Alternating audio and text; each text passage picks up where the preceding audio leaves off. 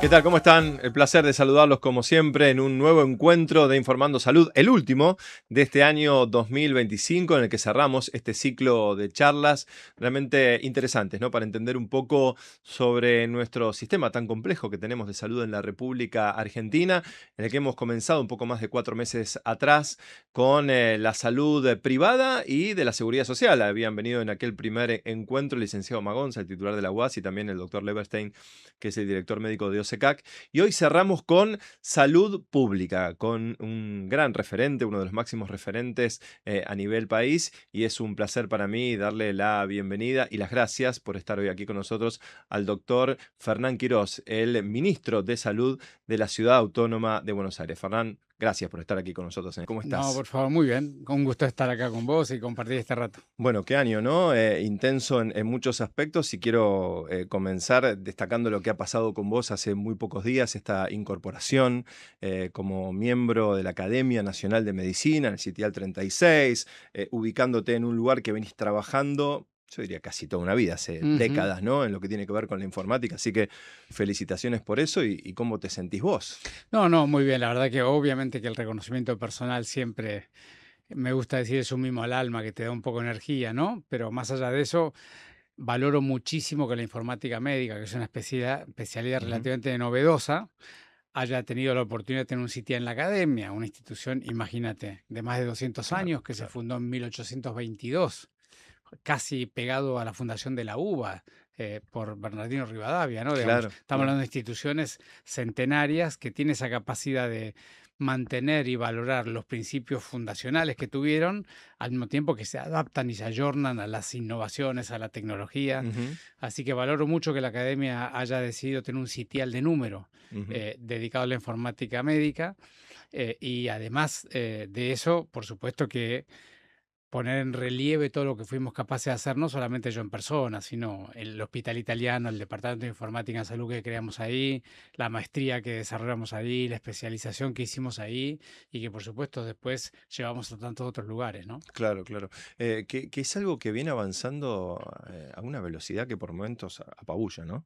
Y sí, El tema de la tecnología, la informatización, la inteligencia artificial, todos esos procesos que tienen que ir en beneficio de la salud, en beneficio del paciente y también pienso a veces en beneficio de los costos que tiene el digamos, sistema. siempre que haces medicina de calidad, cuidas los costos, porque siempre hacer las cosas bien y de una sola vez, por supuesto que sale mucho más barato y prevenir y detectar precozmente y no cometer errores, Mm, siempre sale mucho más barato. Pero acá, digamos, el secreto es que a diferencia de otros ámbitos de la economía, donde la informatización se evalúa según gustos, utilidades y demás, aquí cuando vos llevas la informatización a la salud, tenés que documentar, así como lo haces con los medicamentos, con las vacunas, por supuesto, como hace la ANMAT, documentar la eficacia claro. y la seguridad, pero después la calidad y sobre todo la costo efectividad, es decir, hay un conjunto de componentes que tenés que evaluar de la tecnología en sí y del uso de la inteligencia artificial y las innovaciones.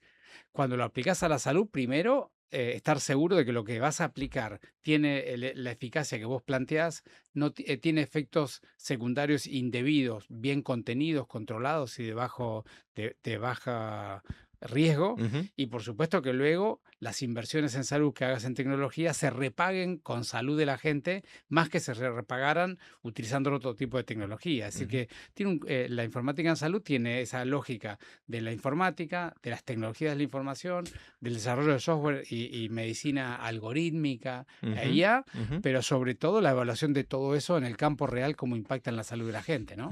Estaba pensando, lo he hablado con algunos de tus colegas también dentro de los otros subsistemas, que una forma, por ejemplo, podría ser, dentro de lo que vos me hablás, la historia clínica digital, ¿no? Esto de digitalizar, ustedes lo vienen haciendo en la ciudad de Buenos Aires, Por pero supuesto. una historia clínica que estaría bueno, pienso yo, a nivel nacional, poder tener eso que pienso achicaría un montón de sobreestudios, ¿no? Sobre Ujú. diagnóstico de muchas cosas.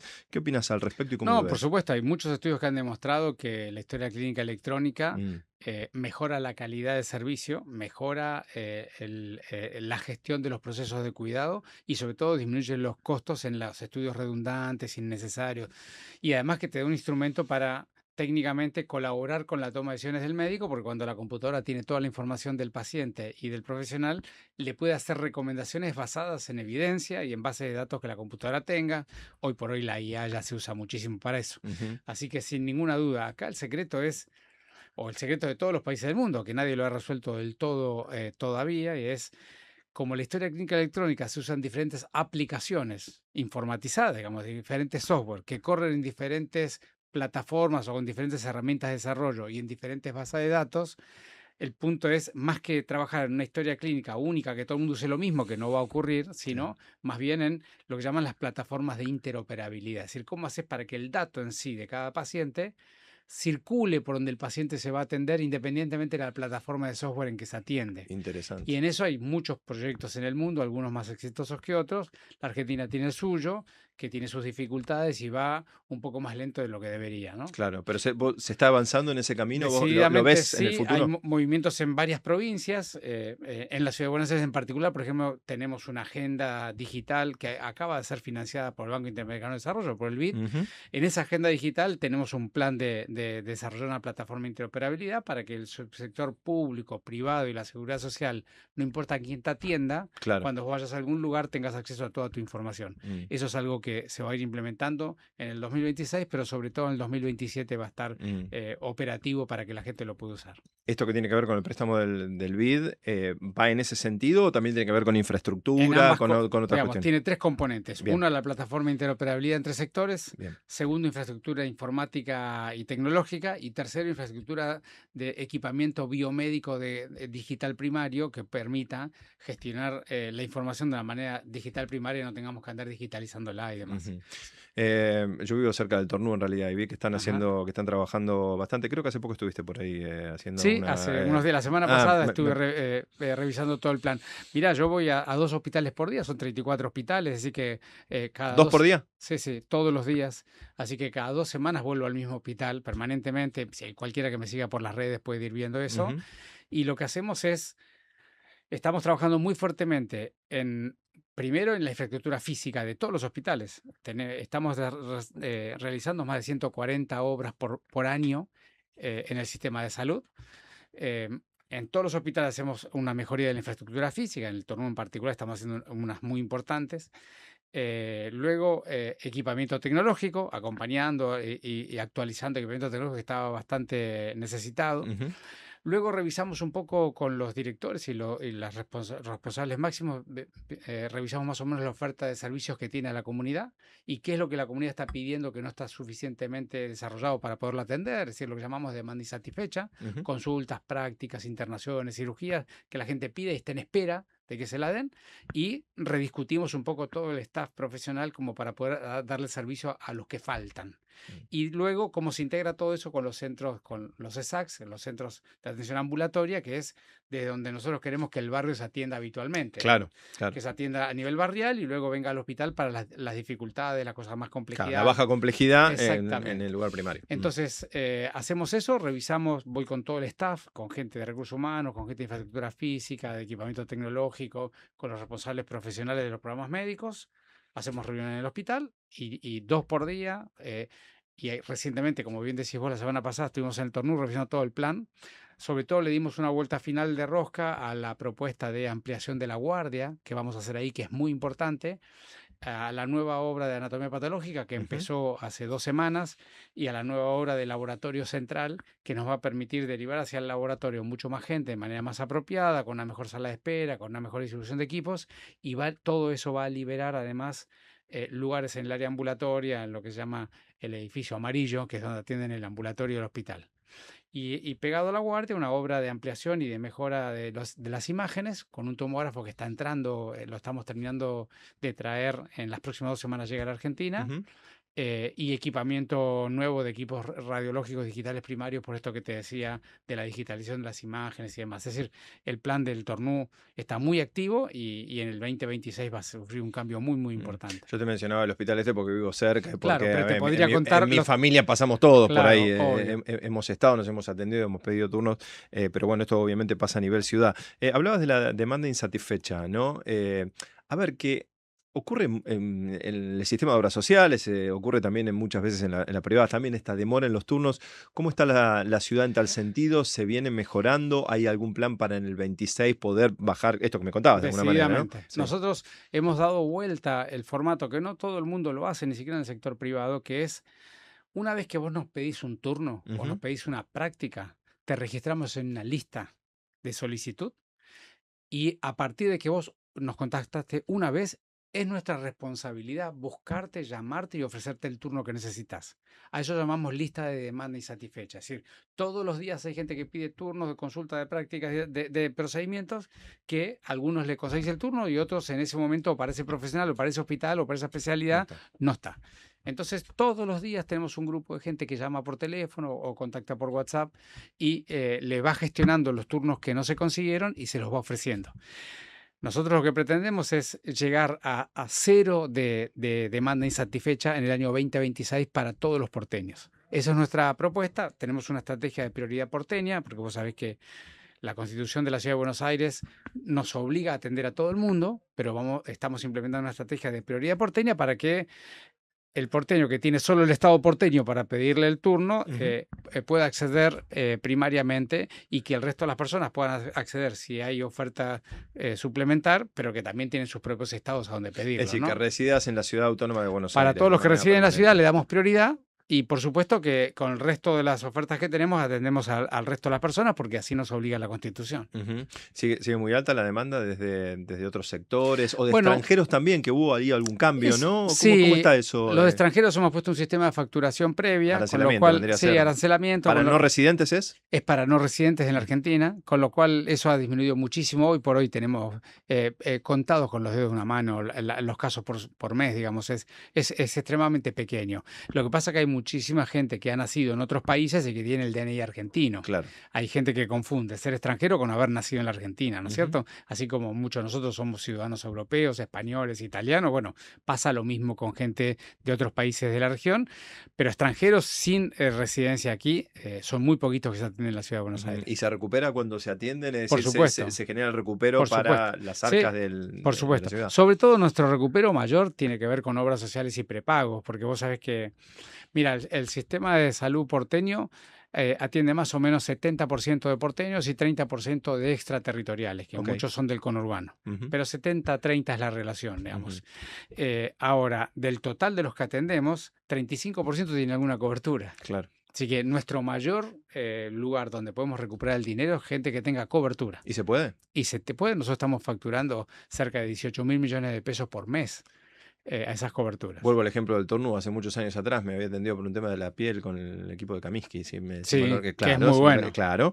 Y me acuerdo que en ese momento te decían, decí que no tenés obra social, porque en realidad, Claro, como que antes vas directamente al hospital público, claro. ¿no? Pero digo, Eso no uno solo... está pagando por dos lados, Sí. de alguna manera, así, ¿no? Bueno, Si es un no, tema discutible. Ahora, a si ver. querés, lo discutimos un poco, pero eso antes era así por voluntad. Ahora nosotros tenemos acceso a las coberturas, a la identificación de la persona con el DNI, a las coberturas que tiene por Está en ley, línea. con lo cual está en línea. Digamos, hoy no le preguntas nada, directamente se automatiza. Y eso que pagas dos veces es relativo A ver, porque en realidad lo que paga es tu asegurador, tu obra social, no vos. Vos pagas una sola vez, claro. que es con tu aporte laboral del trabajo y por supuesto con tus impuestos como todo el mundo. Claro. Y después, Al estar optimizado, sí, obvio, ¿no? obvio. Se canaliza por el lugar que debe ser, Sí, en claro, realidad, ¿no? obvio. Y tenés, hablas de un 35%, bueno, quiere decir que queda un número importante. ¿Ha crecido últimamente? Porque, a ver, sabemos, en épocas de crisis, de problemas económicos, la migración de la obra social por pérdida del empleo o por la prepaga, quizás que no se puede pagar, ¿a dónde va? Al hospital público. Sí, ¿Cómo está eso? bueno, nosotros hemos aumentado en el último año 30% de nuestra actividad cotidiana. Nosotros estamos hoy, para que tengas una idea de la envergadura del sistema público de la ciudad, damos unas 100.000 prestaciones por día. Esa es la magnitud del sistema público. Mm. Y hemos aumentado 30%, las consultas un poquito menos, las cirugías un poquito más, pero globalmente 30% de la actividad del sistema público, y eso tiene mucho que ver, no solo con la gente que haya podido perder el trabajo, sino que los niveles de copago que tienen muchas coberturas y también el nivel de excelencia que el sistema público tiene en algunas especialidades hace que la gente más allá que tenga cobertura pretenda o prefiera. Y por supuesto el otro que es un gran facturador es el SAME, porque toda situación de calle se atiende, pero obviamente que la gente que tiene cobertura se le factura la atención. Claro, claro.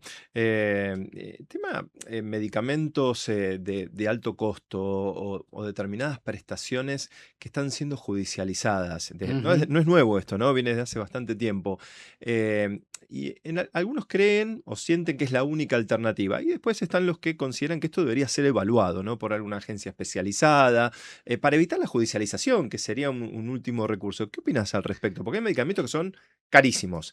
Tratamientos que a veces no tienen la mejor evidencia y también son de altísimo costo. ¿Cómo podríamos solucionar el Bueno, ahí tema está el ese? punto, en lo segundo que dijiste vos me parece que está el punto crítico. Acá no se trata solamente de mi perspectiva del costo del medicamento, sino la efectividad del medicamento. Es decir, yo siempre digo, una cosa es un medicamento que es muy caro, pero que lo aplicás a una indicación que es precisa y tiene una eficacia determinada, y sobre todo dentro de lo que se llama el label, es decir, la recomendación en donde se probó. El problema con los medicamentos de alto costo que muchas veces se usan en situaciones que su costo-efectividad, es decir, lo que pagás contra el impacto sanitario que va a tener, es muy dudoso. Hay otros mecanismos más costo efectivos, por decirlo de una manera, y sobre todo porque la indicación no es precisa para lo cual se investigó y se aprobó. Y ahí está, porque se usa más fuera del label, lo que se llama out of label, se usan más los medicamentos de alto costo fuera de la indicación precisa que dentro de la indicación precisa. Y ahí empiezan los gastos, entre comillas, superfluos, porque vos estás invirtiendo un montón de dinero en una indicación que no está claro si tiene alguna utilidad. Claro, Pero lógico, para la persona individual que le dicen esto es tu única alternativa, claro, es la única alternativa. claro. Entonces, yo creo que para zanjar esos debates sobre la indicación precisa y la no precisa, la costo-efectividad y los niveles de costo-efectividad que le vas a pedir a un medicamento, naturalmente necesitas una entidad académicamente muy preparada, técnicamente muy preparada, con una metodología muy transparente y abierta a la comunidad. Mm. Y esas son las agencias que vos me estabas Y preguntando. plural también, ¿no? Plural Porque, también, a ver, no, incluso integrada por integrado sector por público, gente, privado, sí, no sé. y de la sociedad también. Sí, claro, claro. Economistas, científicos de las diferentes líneas, con equipos de apoyo para algunas patologías que sean muy específicas, pero sobre todo con una transparencia suficiente para que la sociedad tenga la garantía que las cosas que se aprueban son las que tienen utilidad y las que no se aprueban las que no la tienen. Claro. Y que eso le sirva también como marco referencial a la justicia, que, a ver, un juez es Por juez, no tiene por qué supuesto. ser médico y Porque el problema es entender. que termina decidiendo una persona que no tiene la formación para poder decidir, se termina tratando de asesorar con gente externa, pero no necesariamente la gente externa. Alguien puede saber mucho de la patología que hay que atender, pero no necesariamente puede saber de cómo evaluar la costo-efectividad o la utilidad fuera de las indicaciones precisas. Ujú. Entonces, para evitar entrar en esa dinámica que se vuelve algo no tan transparente, no tan profesional, no tan a la vista de la sociedad, estas entidades que se usan en muchos países del mundo son muy útiles para eso. Ujú. Después me quiero meter en el tema de vacunación, pero como para ir cerrando un poco estas cuestiones, ¿qué opinás de la integración del sistema? Si es algo realmente posible, es viable, porque sabemos que el sistema argentino es único, ¿no? En el mundo tiene esas tres patas: la seguridad social, la salud pública, la salud privada, y muchas veces se habla, no sé, de la salud de España, de la salud de Canadá, tenemos algunos ejemplos, o no Ujú. sé, a la uruguaya, son los que consideran algunos. ¿Vos creés que esto es algo posible? Y me refiero para mejorar la calidad, el acceso y también para mejorar el gasto, ¿no? En salud. ¿Cómo lo ves y cuál es tu idea al respecto? Bueno, es medio larga la respuesta, voy a tratar de simplificarla, porque todo el mundo habla de que hay tres subsectores, que es el público, el de la seguridad social y el privado, y yo te diría, lo plantearía de otra manera. A ver. Primero, hay dos modelos. Todos los países tienen un modelo que llaman el sistema único, universal y gratuito de los países, están basados en uno u otro modelo. Eh, yo siempre digo así, medio en chiste, medio en serio, la Argentina tiene más de 2000 leyes que hablan sobre el sistema de salud y no tiene la ley que tienen todos los países, que dice cómo es el sistema de salud. Es decir, no hay una ley que defina el sistema de salud argentino. Está la ley del PAMI, la de las obras sociales, la ley de cada una de las provincias. Entonces, volviendo a tu pregunta original, en el mundo los modelos de financiamiento de los sistemas de salud son por impuestos específicos al trabajo, modelo alemán, o por impuestos generales y asignación de presupuestos públicos, modelo inglés, por hacerlo simple, ¿no? Bueno, lamentablemente en muchos países de Latinoamérica empezaron en la década del 30 y del 40 con el modelo alemán, que era un poco el más referente de la seguridad social de Otto von Bismarck, digamos, Ujú. ¿no? Y luego algunos de ellos, como tienen en Latinoamérica hay mucho trabajo informal, se dieron cuenta que la mitad de la población no podía acceder y empezaron a complementar eso con un sector público, un subsector público que atienda a los que no trabajan formalmente. Claro. Pero en el fondo, lo que está pasando ahí es que se están generando dos modelos únicos universales, que no se puede tener dos universales. Claro. Entonces terminan los subsectores, esto que vos decías, Terminan chocando. que más allá de que sea seguridad social y público y el privado, que está en todas partes del mundo, un subsector, el problema es que son dos modelos distintos de financiamiento, por lo cual vos decías recién, entonces alguien puede considerar que paga dos veces. Claro. Entonces, el primer gran debate en la Argentina es cuál es el modelo que la Argentina se quiere para sí. Y lo segundo, que también es del área de los modelos, que es del marco teórico, que es, ¿y los sistemas van a ser unitarios o federales? Porque en la discusión es, o tenés un sistema nacional único en todos lados. Claro, hoy tenés una rectoría, pero tenés después No, sistemas, pero ¿no? peor, Es no decir, solamente de rectoría.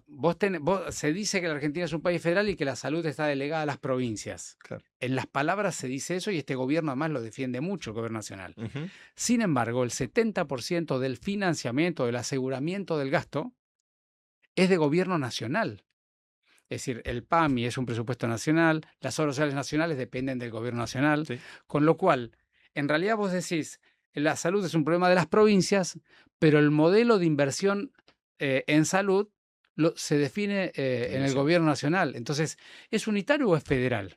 Entonces, acá hay un problema de modelo de financiamiento y un modelo de gobernanza, Ujú. más allá de estos tres subsectores que vos traías. Entonces, Ujú. yo digo, hay que definir por fin en la Argentina si vamos a centrar el financiamiento en uno o en otro, o vamos a construir una unidad que junte a los dos en una unidad única. Ujú.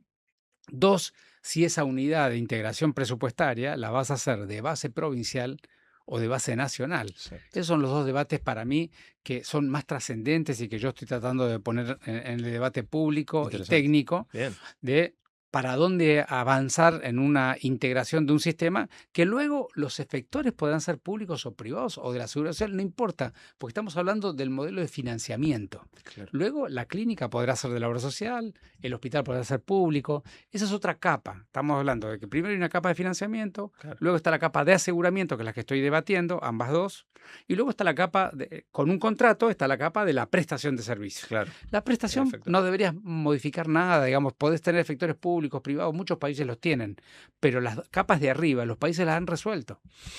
Interesantísimo. Paro acá porque si seguimos Sí, con es este muy técnico tema el tema. nos quedamos hasta las Es- 4 de la es mañana muy y sé que técnico. tenés otro evento después. Pero el tema vacunación, algo que preocupa y mucho. Bueno, estamos en las puertas del dengue, estamos viendo que aparece el sarampión, estamos viendo que aparece la tosferina también. He visto en el Congreso el otro día un acto, ¿no?, donde se cuestionan la efectividad de las vacunas. A mí me preocupó, no sé qué te pasó a vos también. Pero bueno, ¿cómo se está preparando la ciudad y cuál es tu postura y cuál es tu planteo para la población con respecto a las vacunas? Bueno, la postura es la postura de toda la ciencia mundial, ¿no es cierto? Digamos, las vacunas que están habilitadas para el uso humano están testeadas y probadas por décadas. Ujú. El único escenario donde salimos de esa regla general fue el COVID, que fue, a mi juicio, lo que puso en duda alguna proporción de la población, porque han sido vacunas puestas de emergencia Claro. y hubo todo tipo de discusiones, incluso geopolíticas, Sí. con lo cual muy manipulada la opinión pública. Sí, sí. Yo creo que ahí anida el problema que le dio magnitud a los antivacunas, que son un grupo pequeño. Ujú. Están los antivacunas, en la Argentina 70% es pro vacuna, hay un grupito muy pequeño de antivacunas y un grupo que quedó, entre comillas, con cierto grado de duda o temor, Claro. que es el que nos ha movido las tasas de vacunación en estos años post-COVID, ¿no es cierto?, post-pandemia. Así que yo creo que, digamos, no hay ninguna duda al respecto. Y con el tema de la actividad del Congreso, Ojo con el yo te cable. diría, Ujú. con el tema de la actividad del Congreso, yo tengo una mirada distinta a la mayoría. A ver. Digamos, la discusión, entre comillas, poco científica y sin basarse en evidencia clara, es una discusión que te hace daño cuando es subterránea. Cuando parece que viste que el chisme corre más rápido que la información en las organizaciones. Ujú. Y acá pasa lo mismo. La duda así, que no está basada en evidencia científica clara, corre más rápido si no la pones en palabras y la debates de frente a la sociedad. Ujú. Entonces yo creo que nos hace más daño los videitos de las redes de alguien hablando, diciendo que sabe, que vio, que lo que pasa, que hay un interés internacional, qué sé yo, hace mucho más daño Mm, que llevarlo al Congreso y ver qué es lo que había de discusión. Y cuando vos ves lo que había de discusión, decís, ah, bueno. claro, Entonces, era un hombre eh, pegándose eh, sí, entonces un tenedor en el pecho, entonces se claro. pone tan de Claro. evidencia la falta de seriedad en el debate que Mm, te simplifica el diálogo social. sí. Yo soy de los que cree, Quizás lo grave es el ámbito, ¿no? sí, La situación en realidad, lógico, porque pero el yo creo debate que en sí. la ventaja es que Mm, lo han llevado a un ámbito tan ridículo, tan mm, poco serio, mm, con una modalidad tan poco seria, claro. que facilita o clarifica a aquellos que tenían dudas y dicen, no, pero esto no es lo que yo pienso. Ujú.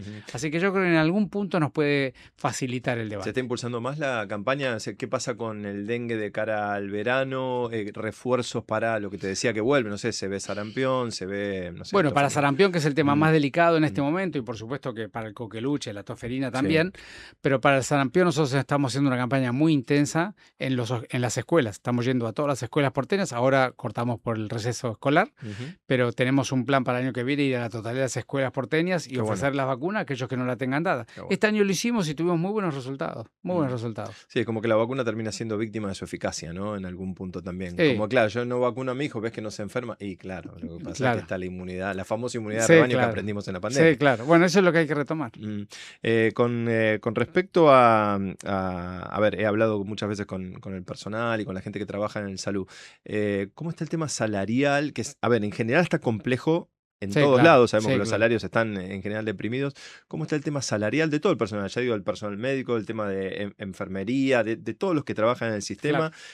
¿Cómo está hoy? ¿Eso genera migración de la salud pública? ¿Se van a la privada y abandono, como el que ocurre en algunos lugares o no? ¿Cómo lo están viendo? No, no, migración no la hay. Siempre es el goteo habitual de Mm. 45.000 empleados, ¿no es cierto? Pero te diría, ¿45? sí, ¿Mil? 45.000 personas trabajan en el sistema público de la ciudad. Mm, Yo te diría, del lado, por supuesto que todos han perdido valor del salario, como se ha perdido en la Argentina en los últimos 10 años, ¿no? De manera que están todos con un ingreso menor al que debieran y la tarea siempre en la ciudad es buscar cómo ir recuperando esa pérdida, ¿no? Así que primero el primer diagnóstico es, tienen que mejorar. mm, El segundo, ¿qué es lo que hemos hecho hasta ahora para poder optimizar en algo, dar alguna respuesta? Bueno, sobre los profesionales médicos, al médico, además del salario, que por supuesto le importa y mucho, le importa también tener las condiciones tanto físicas como tecnológicas para practicar una buena medicina, ujú. porque también tiene la oportunidad a partir del mediodía de trabajar en el privado y recuperar un poco esa economía. Así que al profesional médico le hemos dado una respuesta importante en términos de reequipamiento del sistema público, mejoría de las condiciones, lo que hablamos al principio, eso lo valoran Es mucho. parte.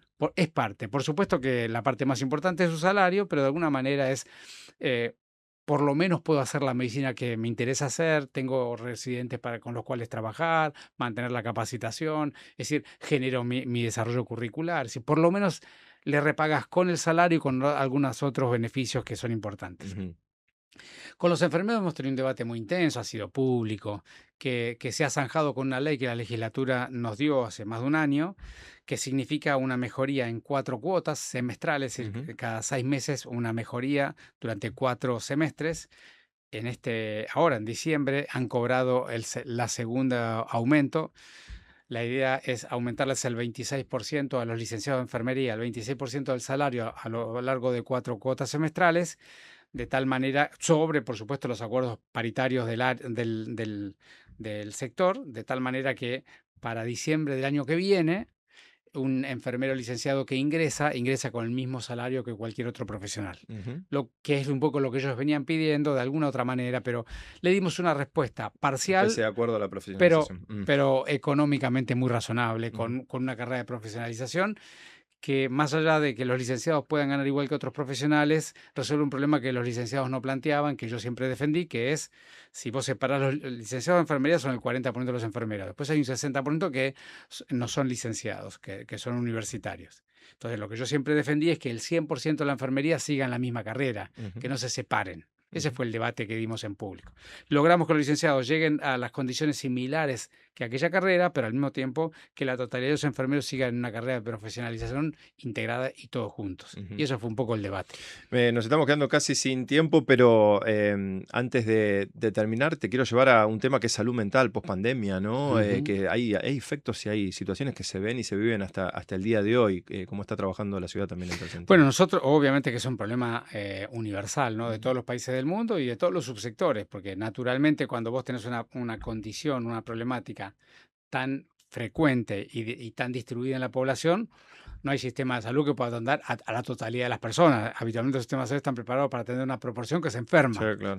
Cuando la mayoría tiene la Claro. condición, se tensa. Pero nosotros estamos fortaleciendo mucho el sistema de salud mental, focalizando muchísimo en dos componentes, en la niñez y la adolescencia y en la tercera edad. En la niñez y adolescencia tenemos un programa que estamos implementando ya hace meses que se llama Neurodesarrollo, que es atendiendo con una estrategia con pediatras, con neurólogos pediátricos y con personas de salud mental orientada a la pediatría, toda la problemática que tiene que ver con la socialización y el espectro autista, con los procesos de dificultad de aprendizaje, con los problemas de incapacidad física de los niños y los trastornos que eso le trae. En fin, un conjunto de condiciones del niño que hacen a su salud mental de una manera más integrada. Hemos creado 40 nodos de atención de neurodesarrollo entre la atención primaria y los hospitales. Es multidisciplinaria la aproximación, por supuesto, con psiquiatras, psicólogos, con fonoaudiólogos, con personas, con psicopedagogos, y estamos empezando a dar una respuesta muy alineada con la escuela.